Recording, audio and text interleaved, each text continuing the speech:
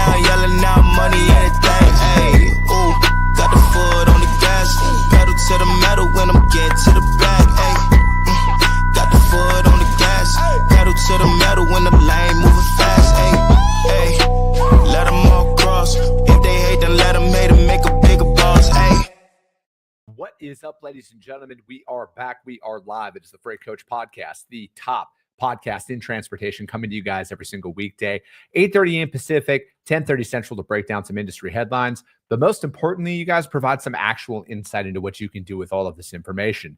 If this is your first time tuning in, welcome. This is the real side of freight, ladies and gentlemen. And I say that before every single show. And what I mean by that is I only speak with transportation professionals, because at the end of the day, you guys, I want to talk to the right individuals who have done what you're looking to do, or who are currently doing what you're trying to achieve, so you can take that information, apply it, utilize it, and see a meaningful difference in your business and your life. Happy Wednesday, everybody. I got a very special guest, and I'm going to bring her up here in a second, but I do just want to drop another little quick reminder. We did drop our weekly newsletter this morning. If you want to register for that, though, go to thefreightcoach.com.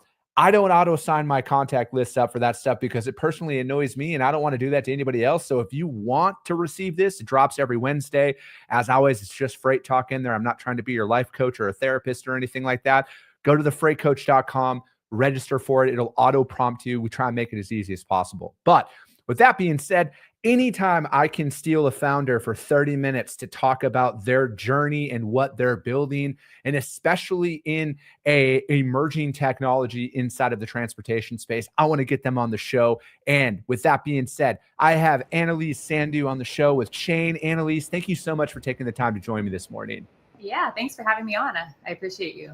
No, absolutely. And, I originally heard of Chain, Chris from your team last fall at Technovations in Jacksonville was like, I mean, he was just out there hustling and everything. And then he had been like, you guys, you got to get us on the show. You got to get us on the show. And I'm like, perfect, man. And then we finally got everything aligned. And then I met you, and, then we met in person out in San Antonio this last week as well. So I just really appreciate you taking the time here today. Oh yeah, no problem at all. So I lead in with this all the time, and you have a very interesting not from freight coming into freight story. So like what brought you into the industry, Annalise? Yeah, I was kind of talking about it on a recent LinkedIn post. But my background is actually in the sciences. So I was in clinical research. I was working at University of California, San Francisco, and I was on my way to medical school. And at the time, actually, I met he's my husband today, Param. He's also my co-founder. And he's also from the sciences, but he had his own trucking company. He was tired of working the 9 to 5 and decided to, buy his own trucks and, give it a go. So I actually was helping him dispatch. And that was kind of how it all started and how I got my introduction into freight. And there's just so much manual work that's involved running a trucking company. Right. Like you're just on the phone all day, sending emails, sending text messages, and medicine. I talked about it on the recent LinkedIn post, but medicine, it just wasn't for me. Like when I got there, it was just it was a tough path at the time. I was struggling a lot, and dispatching was really a great distraction from some of the things that I was facing at medical school. And, he kind of suggested hey, there's a huge opportunity here to be able to solve some of the problems that we're facing on a day-to-day basis. Just take a year off, let's give this a go and see what happens. So I actually ended up taking a year off, and that's how Chain got started.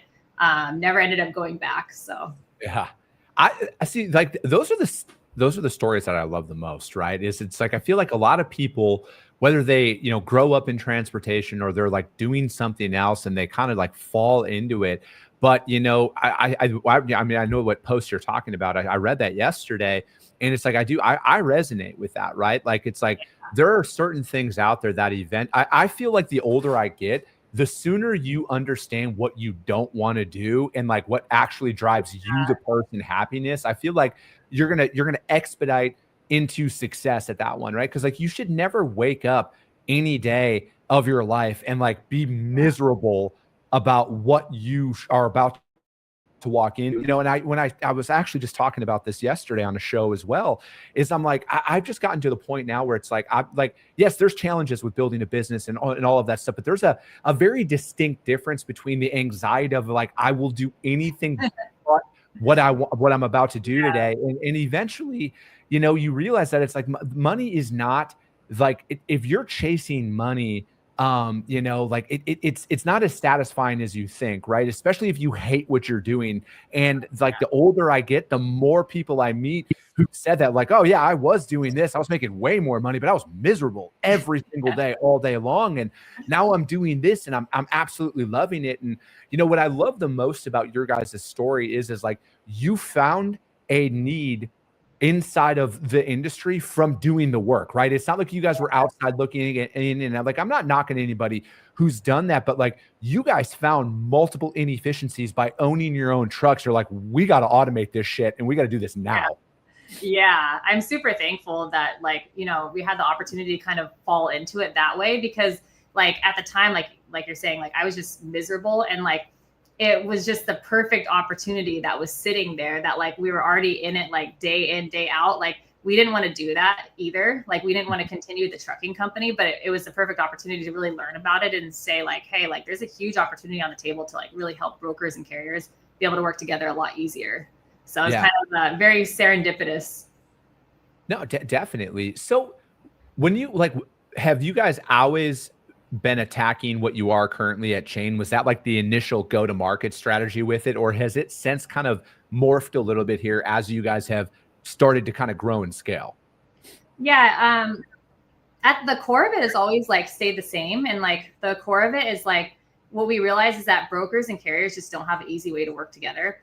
And like as a carrier, like we were, first we were on DAT, and then we're like on, we're tracking on like MacroPoint or Trucker Tools. And then like we're on email or we're on GChat, like while the load is in transit. So like, there's just so many different mediums where like that was causing a lot of this manual work that we were facing because of the disconnect. So that was kind of like the core of where it started. We did initially start by trying to build a product like for carriers, since that was our experience. We quickly realized that like carriers are just like a tough market to sell into. Like they don't care as much about the manual work as we did, like while we were carriers. And it just makes more sense from an efficiency standpoint to like start with the brokers, since the brokers are the ones that like have the load. They're the ones that are driving the process and like, facing the inefficiencies a lot more acutely. So kind of morphed over time to the broker side. No, definitely. So what would you say, for those of the people who are listening to this that weren't at TIA, they haven't, like they've seen kind of the AI rush inside of transportation. What is it that you guys are out there trying to accomplish for the brokerage operation? Yeah, for sure. I think like we started an interesting place. So like we were pre-AI. And like we started off as like really a collaboration platform. So we have the visibility, like the tracking. The tracking is just like a dot on the map. Like what we saw is that there's still a ton of work that happens like in between. So you have to have a medium to be able to collaborate and to be able to communicate with your carriers. That's where it started. And like I think now it's really kind of morphed into like once the APIs for AI became available, it's now super easy to layer those kinds of things in to be able to automate a lot of the manual work that people are doing day to day. So what we do is like we have, the visibility aspect, but then we also like look at the SOPs and say like, okay, what are the routine tasks that you're doing day in, day out? Like some of the customers are like confirming arrivals, departures, in and out times, even very customer or warehouse specific requirements. Like, you have to have a vest or a hard hat at certain locations that people previously were having to remind the driver each time. Those are the kinds of things that we automate. But I think the difference is that we don't just like automate one task and then say like, okay, we're done. Like we really work throughout the load life cycle and like allow the AI to step in for the manual tasks when it's needed. But then really empower like the rep to be able to still, do their work a lot easier, even if it's not with AI. Yeah, I mean, for me, operational inefficiencies will kill a business so fast, and especially inside of freight, right? Like, on any average month, we're working with 8 to 10 different shippers that are out there. They all have different requirements for Yeah. every single shipment, and then on top of that, every facility that it's going into has a different requirement associated with it, right? Some of them are first come, first serve. Some of them are by appointment. Some of them need a 24-hour heads up, even though they're first come, first serve. Some want a 60-minute heads up, even though they're first come, first serve. There's a bunch of different things that are out there. And I feel like a lot of people are focusing on the wrong automation for their businesses. I truly do, right? And I see a lot of stuff out there. I talk to a lot of different companies, and I'm not knocking anyone out there, but I feel like for a lot of businesses, Annalise, especially me, coming from my perspective, like, I've bootstrapped a couple of companies now. And for me, it's like, how do I do less with more? How do I make sure that I'm delivering consistency for every single shipment that's out there, while I'm able, like I was mentioning before the show here when we were talking, like I already made 30 cold calls today, right? So Yeah. I'm already looking of how do I become a little bit more efficient with my day so I can free up more of my time. You understand this as a founder. There's always something that needs to be done. And sometimes you're pulled in a different direction. And if you slip up one time, a lot of customer relationships are fragile early on. And you don't want to miss a critical step early on that costs you business in the long run here. And this is where an automation tool can come into play that can like exponentially increase the punch you're packing out there in the market. Yeah, definitely. And I think like when people are thinking about automation, it's like one thing to automate just, like let's say like a phone call, for example, or like an email or a text message. But then you have to think about, okay, like let's say theoretically I'm able to like fully automate this one task.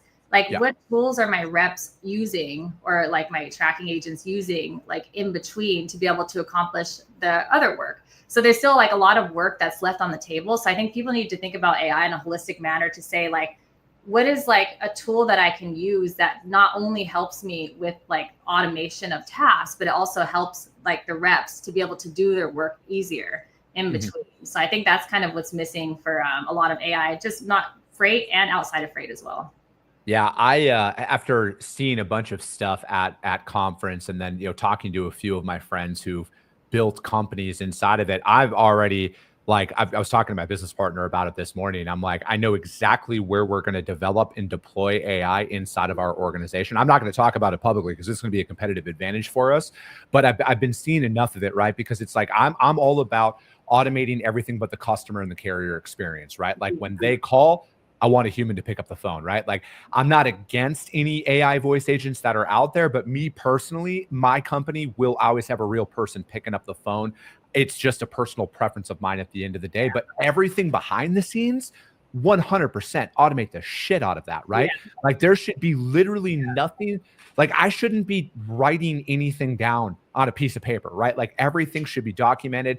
Processes should be available for everybody out there, because like doing less with more is what most companies are always trying to find, right? Like they're always like, and my whole perspective on a lot of this is how do I hire the right people for it, right? Like I don't want to have to hire 5 hoping one work out. I want to just hire the one person, arm them with the right tech stack where they can do the work of 5 people, right? But then again, my caveat on top of that is always Chris Jolly and his companies will never have cap commissions. So I am not doing this for you to make me more money. I'm doing this for you to make more money as well with that. And then again, it's like, how do you compete out there in a market that's saturated? Freight brokerage is saturated. There's 20-some thousand competitors that are out there calling your customers at any given moment, waiting for you to drop the ball. And I'm sure you guys are probably experiencing something like this as well, right? Like there's a ton of technology companies that are out there. You guys are probably asked all the time, how are you different from everybody else?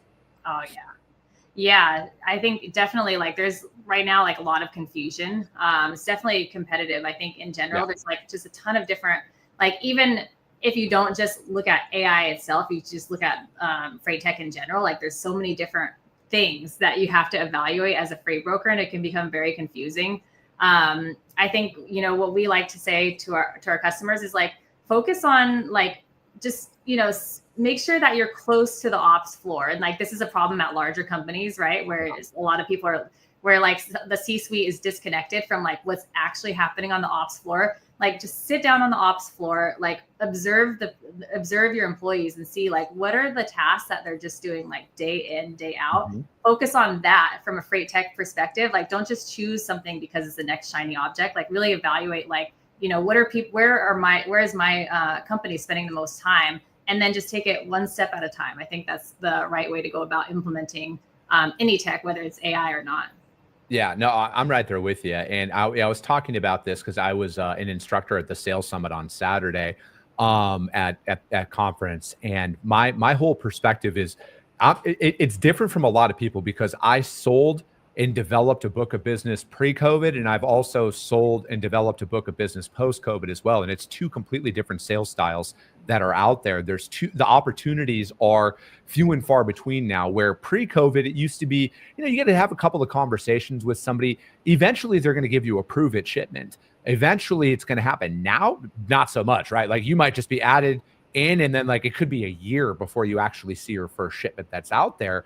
And from my perspective, operationally as well, how are you going to differentiate yourself out there, right? Saying you communicate is not going to move the needle anymore, right? Like you have to be and another, you know, hard part about this as well is you really, everything that you're saying in a sales call with a shipper, they've been told 100 times before, right? Like really the only way you're going to separate yourself is when you persistently follow up and get that shot. But then the way you execute upon that shipment, every shipment is an audition for the second shipment and then the third at this point, right? Like there is so much competition that's out there where it's like, if you slip up once, I understand that there's relationships, but there's no need to keep you around, right? Like the stakes are that much higher.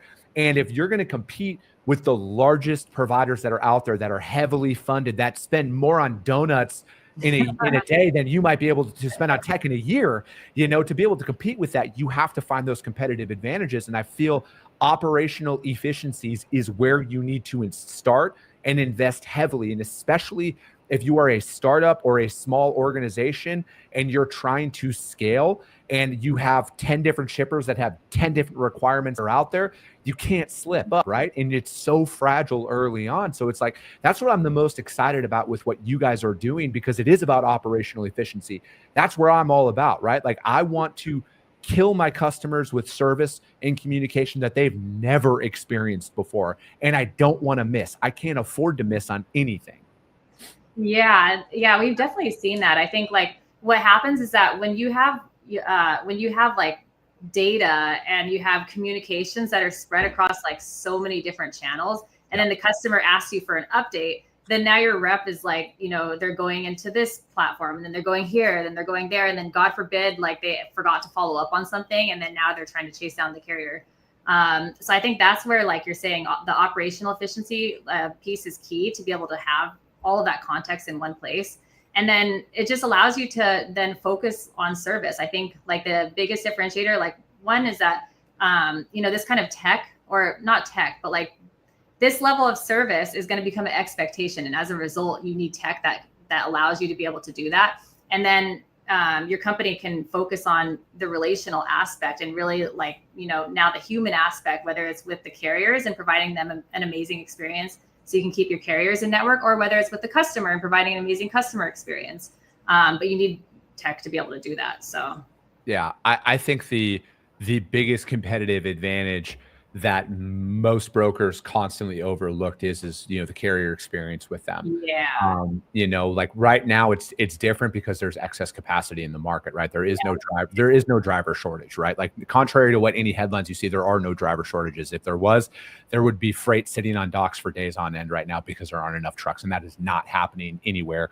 Well, I can't say anywhere. I get in trouble when I use blanket. But it's not happening at the scale that some people are trying to make it sound out there. But my whole thing is that's one thing that we rely heavily on inside of my company is reusing the same drivers time and time again. If they're in the area, we want to find that out. We want to build that process around it to where anytime an opportunity comes up inside of their target market, because that's where the real professional freight brokers play, is they're like, I want to book that guy who's just running Houston to Denver. And then you just let him know every single time that Houston to Denver is available. And then you just rinse and repeat with that. And then they build up that familiarity with your shippers, receivers, all of that stuff.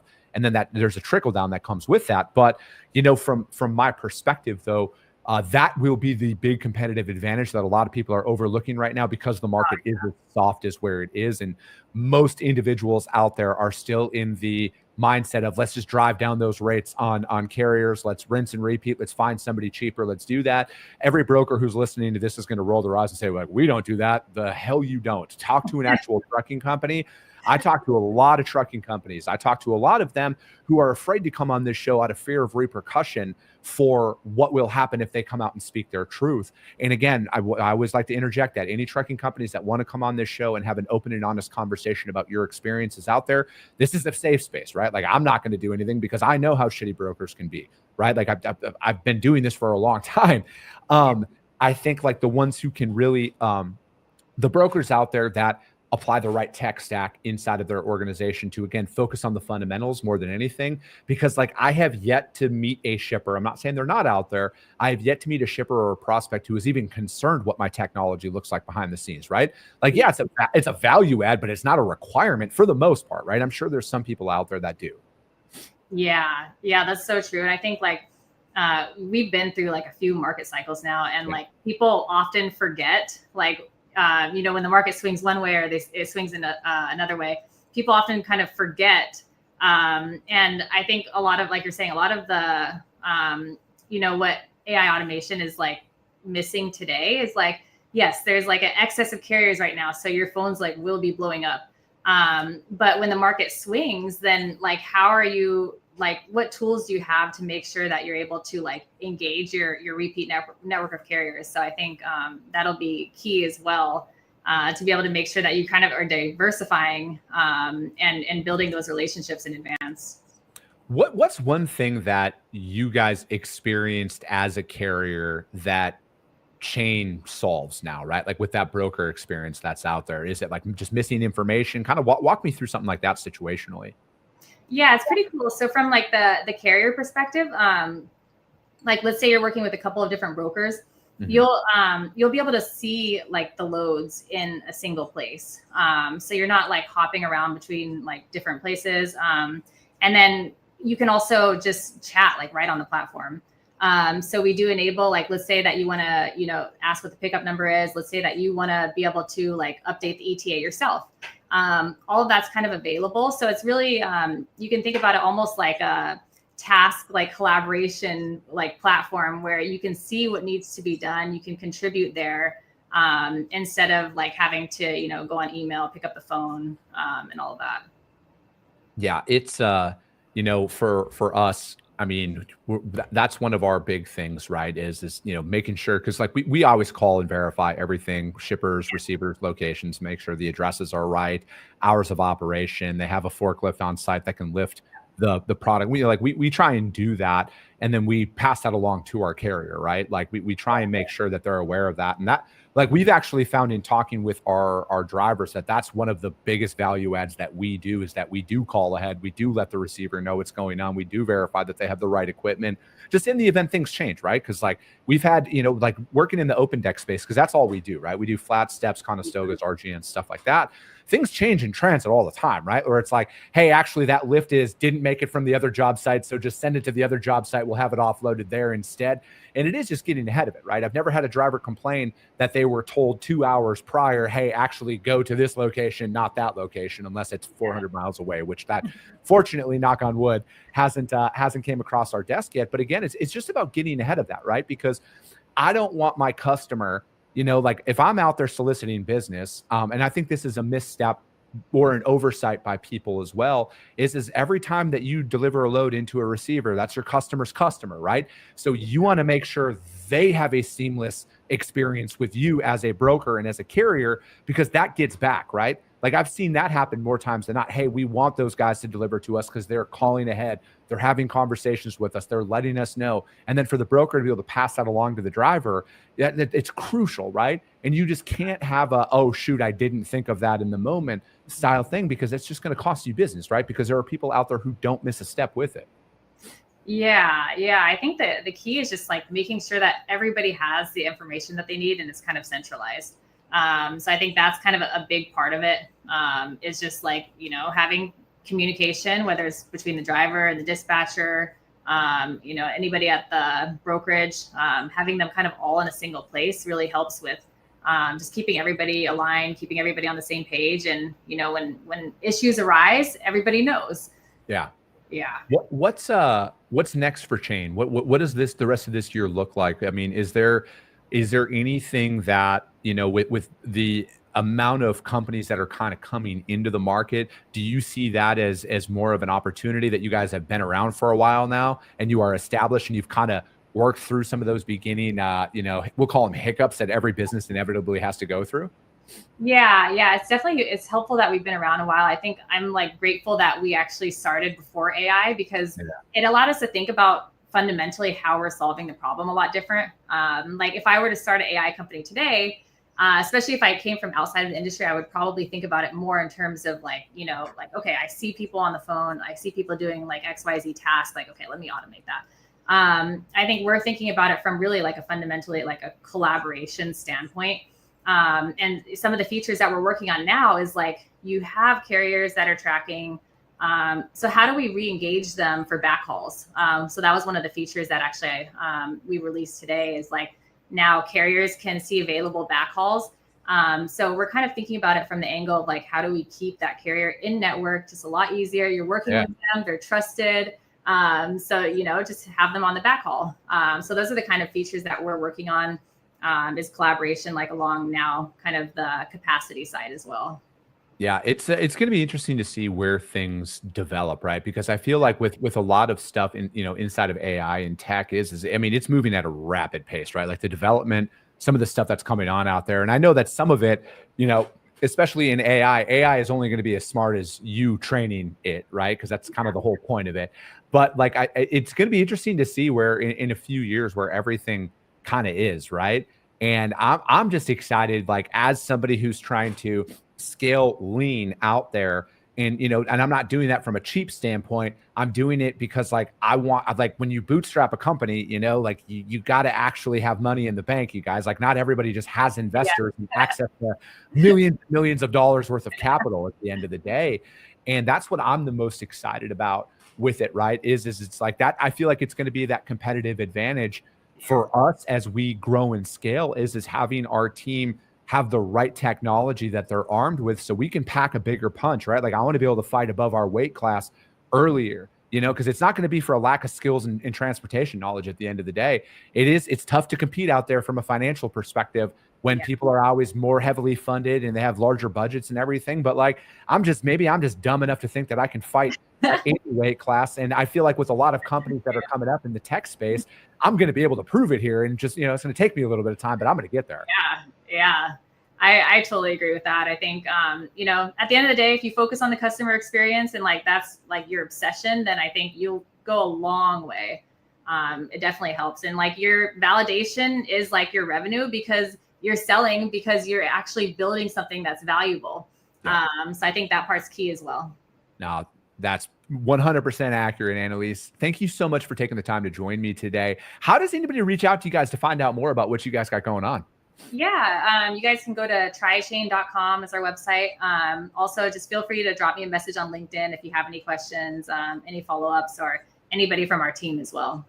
Perfect. Annalise, thank you so much for joining me. That is going to be it for today, ladies and gentlemen. As always, if you got value in what you heard, subscribe to the show, you guys. If you're feeling really ambitious after this one, which you better be, because she is just literally has a tool for your toolbox here to exponentially increase your output, you guys. So hit them up. But most importantly, you guys, rank the show on iTunes and Spotify, because if you saw value, that's how your network's going to see value as well.